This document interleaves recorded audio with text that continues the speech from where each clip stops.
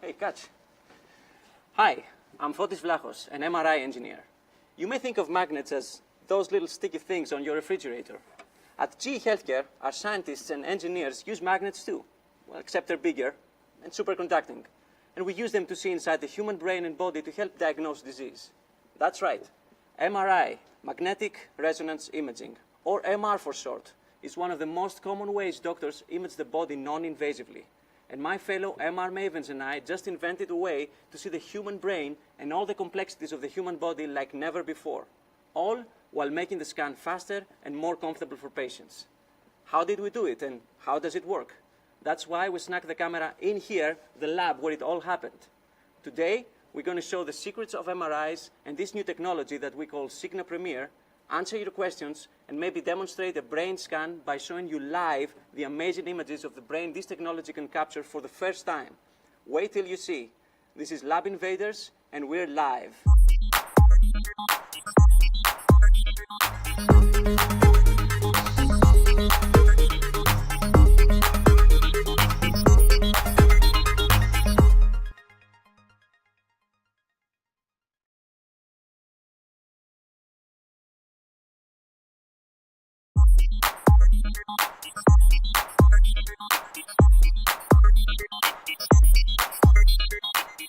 Consider this.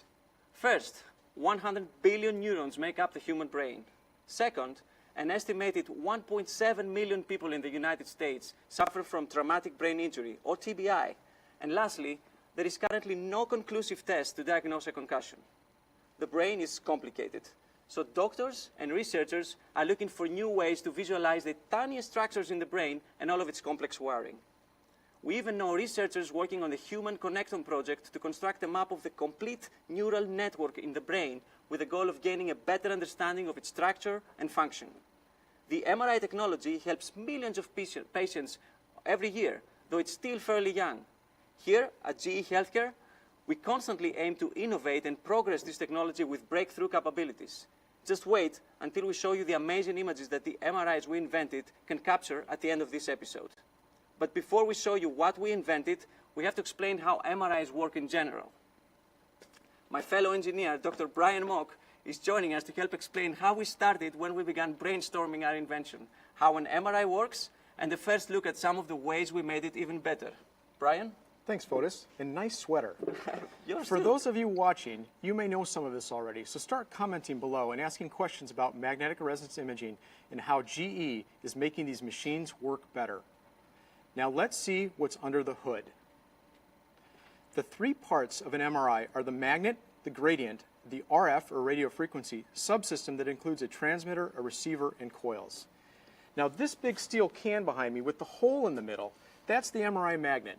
And its one and only job is to align the hydrogen atoms within the human body. So Foti, did you know that there are a lot of hydrogen atoms in the body? No. There are. There are a lot. In fact, there are 2 hydrogen atoms for every water molecule in your body, hence the term H2O.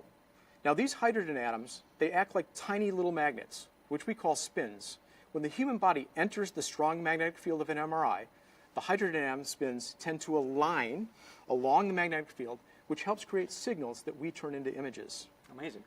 Now this magnet behind me is superconducting, so once we ramp it to its final field, it's on for good and it never shuts off. This is also a 3 Tesla magnet, so it's super strong. It's 60,000 times stronger than the Earth's magnetic field. 60,000 times? 60,000 times, that's a lot of pull. Oh my. Yeah. The RF, now that's this big cylinder right down here. And its job is to transmit electromagnetic energy into the human body and excite those spins. This creates the signal we receive with our new RF coils, which we're going to hear about more later, that we use to create images. And finally, the big cylinder behind the RF coil, that's called the gradient. The MR gradient manipulates the main magnetic field in a controlled way, and it helps localize the signal from those spins in 3-dimensional space. This helps us produce the medical images of the human body that doctors and researchers read. The stronger the gradient, the faster the imaging, the higher the resolution of those images. So to make this MRI better than ever before, we wanted to improve the gradients, right? So researchers and clinicians can scan faster with better resolution. You can think of the gradient like the engine of a car. The bigger the engine, the faster the car. Can you tell us more, Brian? That's right, Fotis. The gradient is like system is like the engine of a car. It makes the MRI run, and everybody wants a big engine. In order to scan inside the human body efficiently, we have to manipulate the magnetic field in that MRI. We turn the gradient coil on and off as quickly as possible. In fact, we go from full on to full off in a few hundred microseconds. And this takes a lot of power. We apply up to 1,000 amps of current and 2,300 volts on each of these wires to drive the MRI as fast as we can.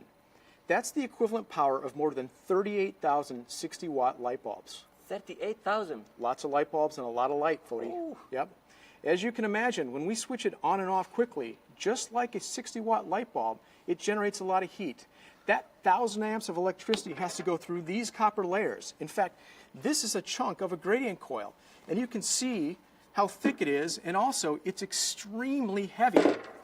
So in order to keep these layers from melting, we need to pump gallons of water through this, through panels that are embedded within this structure. But don't worry, it's a closed loop system, so no water is wasted, it's all recycled. It also takes up a lot of room.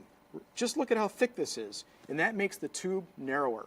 And that's room that can be used to give the patient more space when lying inside the MRI. Until now? Correct, until now, Fody. Now for our invention. We call it the Super G gradient system. It uses 1.2 kilometers of hollow conductor wire to cool the layers directly.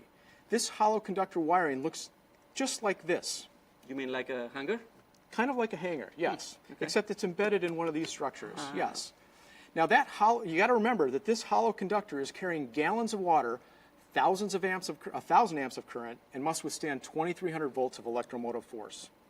So not only did we double the amount of gradient power, so doctors get to see these amazing images faster and wait to see them, but we crammed all of this technology into a smaller space, and we made the tube diameter larger, so the patient can have more room, more power, faster scans, better images, less crowding, more space for the patient. In fact, this allows doctors to see scans up to 60% faster. Faster scans for patients, faster information for researchers and doctors, and it's the result of the Super G gradient technology.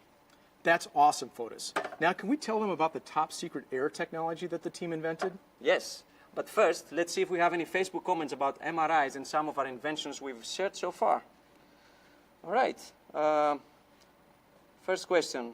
How much more powerful is the Super G gradient, and why is that important? So the Super G gradient is about 2 times more powerful, and that's important because it allows us to acquire images faster and with higher resolution, making those images easier to interpret. There's another question. How powerful is the magnet behind you, and how powerful can they be? So this one happens to be 3 Tesla, again, which is 60,000 times stronger than the Earth's magnetic field. And they can go up to 7 Tesla, even 10 Tesla magnets are available, but those are more for research. So with Super G gradient coil, is the bore any bigger? Absolutely. The bore expands from 60 centimeters up to 70 centimeters, and that gives the patient 10 centimeters more of space inside the system. Perfect. Thank you for joining us, Brian. Remember, stay tuned to the end to see the big reveal of this new MRI, and for the first time, watch it scan one of our fellow MRI experts' brains. You know you've always wanted to see what's going on in our engineering heads, right?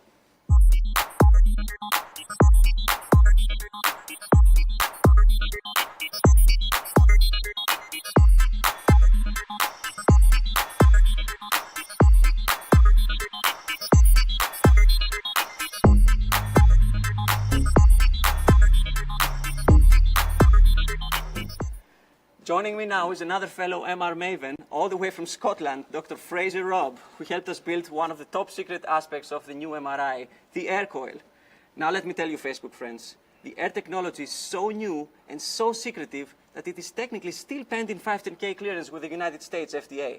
This is a term that means we're very limited in what we can talk about, but we still wanted to give you a sneak preview today of what we've come up with in this lab. So Fraser, tell us what the Air Coil is. Well, hello there, Foti. So what is an air coil? Well, when a patient enters the MR scanner, we use something called an MRI coil to capture and listen to the electromagnetic waves coming from the part of the body we want to look at. Conventional coils often look something like this. They often take up a lot of space in the machine and can be quite heavy and bulky. That's so heavy, especially for the patient who's lying on the table during an examination, right? That's right. We actually had a technology innovation competition amongst our team.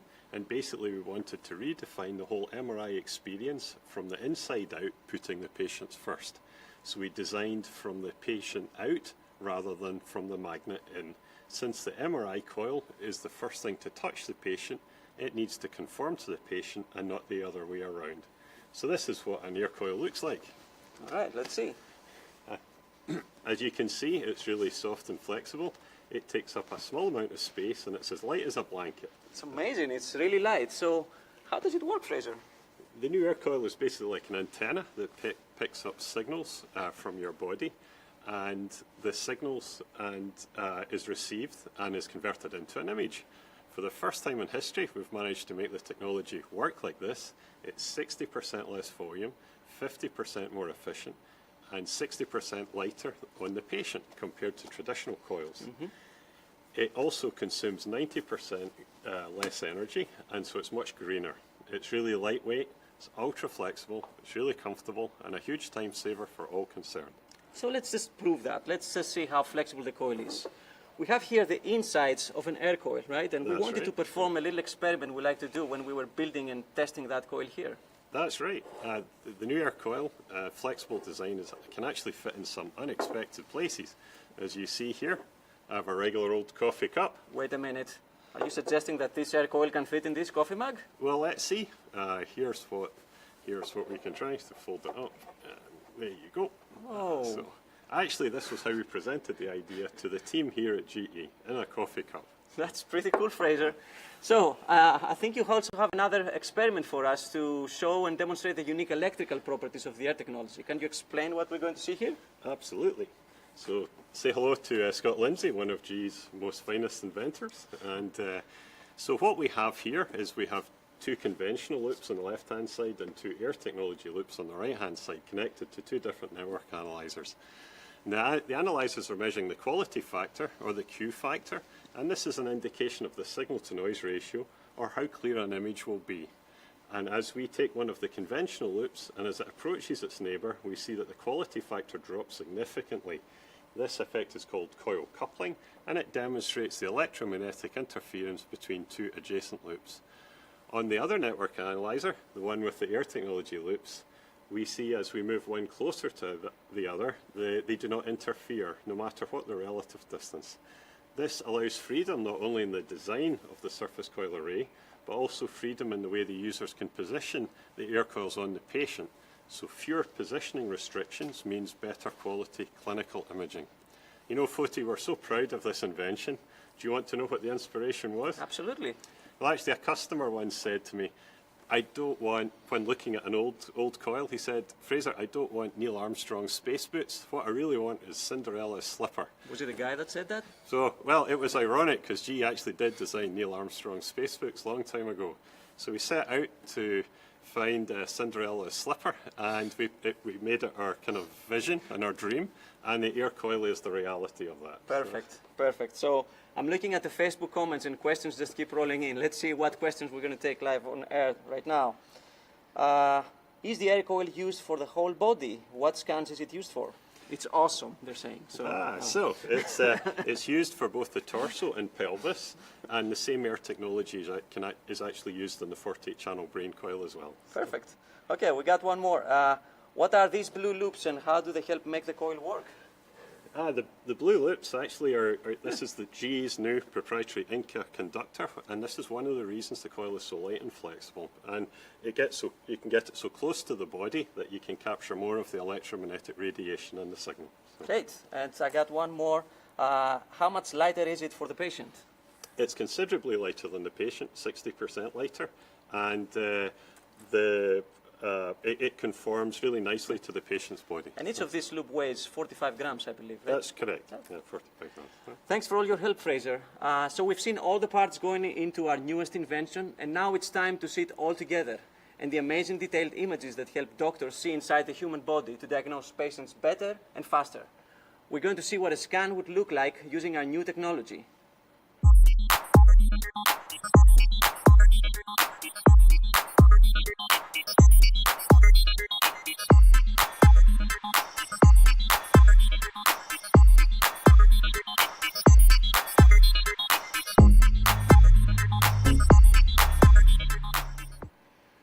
designed and developed by our trusty MR mavens right here at the GE headquarters in Waukesha, the MRI that sees the body and brain like never before, the SIGNA Premier.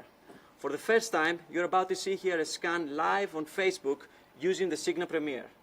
Now we have one of our image experts, Heidi, joining us.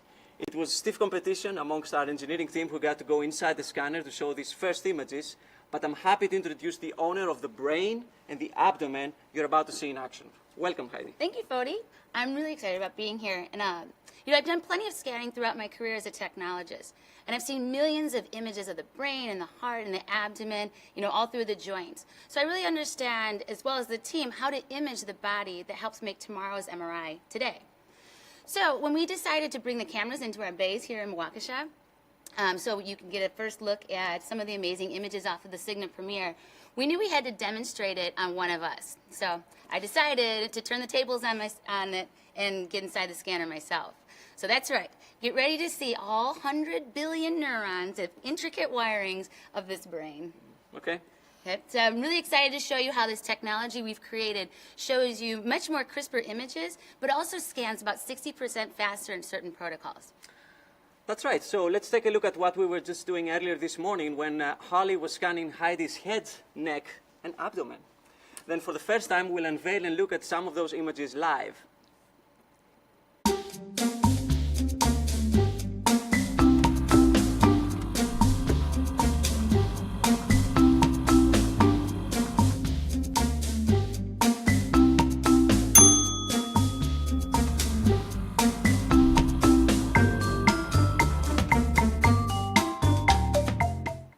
Heidi, so how did that feel? It was quick and easy, and actually it was pretty comfortable compared to some of the other MRIs I've had. Oh, perfect. So let's take a look at those scans. So what did we do first? All right, so for this first one, we did a diffusion tensor, which demonstrates those white matter tracks, and that kind of serves as the internal wiring, or you can think about it as like the nerve highway. That, it starts in the brain and it runs throughout the body. And then we also overlaid that on top of an anatomical structure, just so, for reference. We can scan that diffusion tensor to up to about 300 different directions. So when I talk about directions, do you know what I mean? No, please explain. Okay, so if you think about the brain as kind of being this cylindrical thing, right? Mm-hmm. So we scan from top to, from front to back, top to bottom, and from side to side. So that gives us 3 planes. When we're looking at, we know that if you open up an electrical cabinet and you see all these wires, right? They don't lie in those 3 planes. They kind of lie all over the place. And so what we're doing is we're imaging for a tensor image. We're coming at it in all these different directions. So it really gives us an idea of where the pathways are going. Mm-hmm. And do you know why that's important? Why?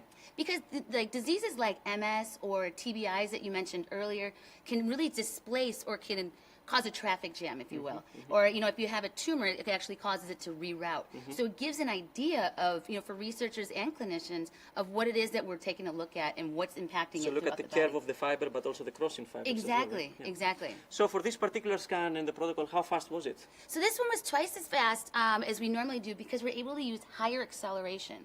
So it allows us to scan faster, so less time for the patient. Normally it would take about 7 minutes, but this one we got down to about 2.5 minutes. Great. So, and the images look really sharp too. Yeah, so as Brian was mentioning earlier about the gradient system, with that redesign, we're able to get much higher resolution. And a good way to think about resolution is like those old tube TVs, and you're watching a movie mm-hmm. on that, and then the next day you watch the same movie on an HD TV or a 4K monitor.